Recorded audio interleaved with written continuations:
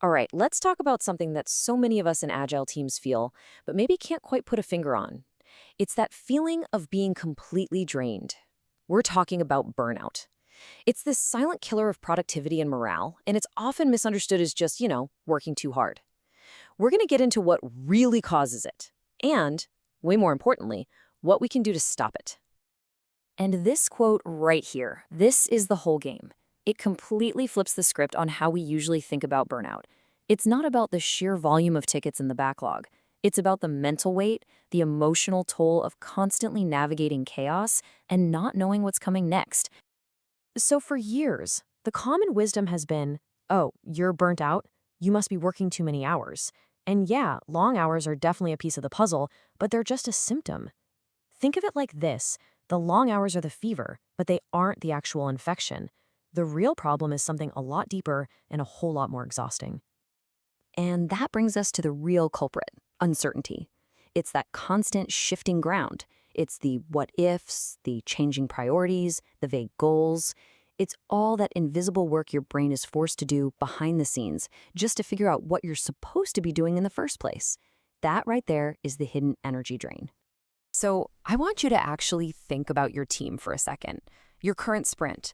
Where does this fog of uncertainty pop up for you guys? Because you can't fight what you can't see, right? Identifying it is the absolute first step. It shows up in our stand-ups, in our planning sessions, even just in Slack messages. I'm guessing some of these look pretty familiar. Let's run through them. You've got constant reprioritization. Ugh, that's that feeling of never actually finishing anything meaningful. Then there's the expectation to be always available, which just means your brain can never truly switch off. How about when leadership changes direction mid-sprint? That just craters morale and momentum. And persistent lack of clarity on goals? Well, that's like being asked to run a race with no finish line. It's exhausting. And this right here is the key. This is the mechanism of burnout. Every single time a goal is fuzzy or a priority suddenly shifts, your brain has to work overtime. It has to replan, recontextualize, and manage the anxiety of the unknown. That constant grinding cognitive load, that's what leads to mental overload and true exhaustion. So, if uncertainty is the disease, then what's the cure? It's not another productivity hack or a new tool. The real antidote is something much more fundamental. It's about rebuilding the very foundation of the team by creating an environment of psychological safety. This is what creates a buffer, a shield against the chaos. Now, psychological safety sounds kind of academic, but it's really simple. It means you feel safe enough to ask what might seem like a dumb question. It means you can say, hey, I messed up, without fearing for your job. It means you can challenge an idea, even if it comes from someone senior, because the goal is to find the best solution, not to just agree. It's the bedrock of trust. So how do we actually get there? Well, it's a three-step journey. First, you have to create clarity and stability. This means having a clear, agreed-upon sprint goal that doesn't change on a whim. Second, you have to actively protect the team's focus. Someone, a scrum master, a manager, needs to act as a shield, deflecting distractions and last-minute requests so the team can actually do deep work. And third, you have to foster open dialogue.